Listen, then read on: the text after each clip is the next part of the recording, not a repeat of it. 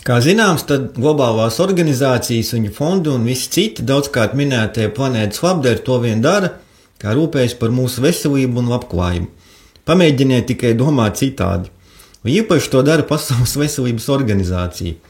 Vai viņiem neviens to netraucētu darīt, tad jau pašā sākumā, jeb 46. gada konstitūcijā, ir ierakstīts nosacījums, ka viņi ir pilnībā imūni pret jebkādu tiesvedību, arestu vai kādu citu juridisku apdraudējumu. To var izlasīt viņu pašu mājas lapā pie pamata dokumentiem. Te ir tāda īpaša privileģija sadaļa, kur pie speciālām aģentūrām pieskaitīta gan PVO, gan Starptautiskais valūtas fonds, gan ANO agrikultūras komiteja. Tieši tāpat kā vakcīna ražotāji, visi šie ļaudis tiešā veidā formē pasaules kārtību un to, ko sabiedrība domā, un pat liek uz sava galda, taču viņi visi ir ārpus likuma. Tas tā starp citu. Tagad parunāsim par PVO jauno rūpi, par mūsu veselību ar nosaukumu Viena veselība. Tas ir viņa jaunais projekts, kas šobrīd intensīvi tiek bīdīts visā pasaulē un, protams, arī Eiropā. Tā ir doma par to, ka cilvēku, dzīvnieku un apkārtējās vidas ekosistēmas ir savstarpēji saistītas un ietekmē vienu otru. Pirmajā brīdī varētu likties, ka tā taču ir pilnīga taisnība un ļoti pareiza izpratne. Jā, patiešām šī izpratne par dabas un cilvēku miedarbību ir tikpat sena kā pati cilvēks, un tā patiešām ir ļoti pareiza. To zina ik viens, kas nedaudz kaut ko ir dzirdējis par lauksaimniecību. Ja ir slikti laikapstākļi, tad ir vāja raža, tad ir mazāk uztura vai ekstrēmos gadījumos bats un slimības. Tā tas ir bijis un joprojām ir pasaules reģionos, kur nav pieejama modernā pilsētas dzīve, kad visu pieved no visas pasaules. Ja saslims kāds no ganāmpulka, tad var nobeigties liela daļa vai visi lopiņi, un rezultāts ir tas pats.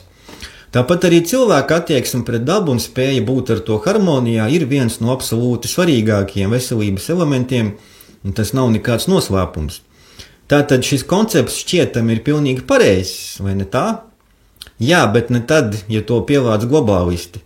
Te ir tieši tāpat kā ar visu citu, ko viņi ir pievākuši savos nolūkos un padarījuši par savu kontrolas mehānismu, kaut to pašu varavīksni. Citiem vārdiem sakot, launs jau neko nerada, tikai sabojā Dieva radīto. Te ir tāpat.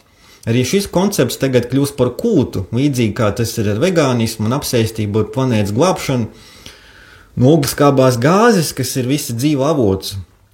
Ideoloģija tam ir aprakstīta šī gada žurnāla Lancet izdevumā, un te ir teikts, ka visa dzīvība uz planētas ir vienāda. Vienas veselības koncepts tiks ieviests, piemērojot citādu attieksmi pret dzīvniekiem un apkārtējo vidi, kur tas tiks vērtēts tāpat, kā tiek vērtēts cilvēks. To sauc par ekoloģisko līdztiesību. Tātad tagad mums būs ne tikai dzimuma līdztiesība, kas patiesībā ir sabiedrību graujošs mehānisms, bet arī ekoloģiskā līdztiesība, kur cilvēks savās tiesībās un vērtībā ir līdztiesīgs ar jebkuru dzīvnieku. Ko tas īsti nozīmē? Pati PVO norāda uz to, ka nākotnē 6 no 10 pandēmijām būšot saistīts ar vīrusu pārnesu no dzīvniekiem uz cilvēkiem. Ja atceraties, tad sākotnēji pie Covid bija vainīgs sikspārnis un pangolīns, kas vēlāk izrādījās ASV sponsorētā Uhaņas laboratorija, bet par to joprojām ir ļauts spekulēt un minēt. Līdz ar to puslīdz droši var sagaidīt, ka šis viņu pandēmijas izstrādājums nemaz nebūs pēdējais. Un te arī slēpjas tas, ko īsti nozīmē šī agenda globālistu izpildījumā. Te nav runa par to, ka cilvēkam būtu jābūt harmonijā ar dabu un jāciena to, lai būtu vesels. Te runa par to, ka šajā agendā cilvēks pats kļūst par piesārņojumu planētē un faktisko vīrusu. Tieši tas arī ir zaļās afēras definētais postulāts, ka cilvēks parastais, ne jau paši globālisti, ir kaitnieks, no kura jātiek vaļā. Un otras puses tas nozīmē to, ka cilvēks tagad ir nemitīgi apdraudējumā no apkārtējās vides. Mūs apdraud nezināmi vīrusi, apkārtējā vide, klimats, govju purkšķi, pati daba ir mūsu ienaidnieks un jādzīvo nemitīgās bailēs no tās. Tieši ar tādu baiļu sēšanu un uzvedības formēšanu nodarbojas neskaitāmas organizācijas un mediji, kas ir pilni ar apokalipses sludināšanu. Tieši tā tika panākt cilvēku paklausība ar uzpurņiem un rinda pēc toksiskās šļuras. Bet tad tās bija tikai bailes no viena vīrusa, kamēr šis jaunais koncepts paredz bailes un paniku no visas biosfēras kā tādas. Ja nākamgad tiks pieņemts tā sauktais pandēmijas līgums, tad tur jau ir iestrādāts daudz plašāks trauksmes izsludināšanas diapazons, ko PVO varēs darīt. Faktiski iekļaujot tajā ikvienu līdz šim normālas dzīves aspektu, klimatu ieskaitot. Visnotiekošais pasaulē tagad var būt trauksme un attiecīga paklausīgo režīmu reakcija. Kā tas strādā, mēs atceramies no iepriekšējiem lockdowniem.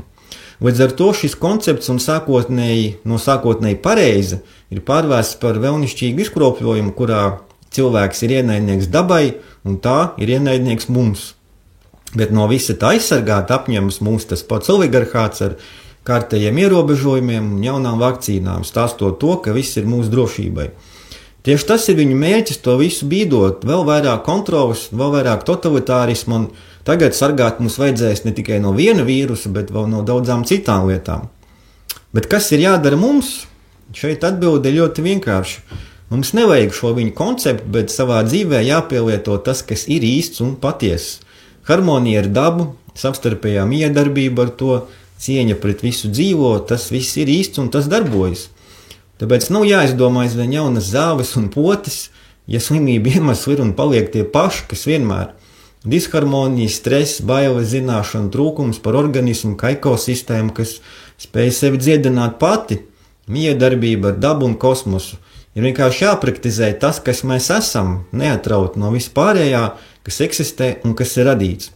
Tad nebūs vajadzīga ne toksiskā farma, ne globālai parazīti, kam interesē tikai vara un nauda, nevis mūsu veselība.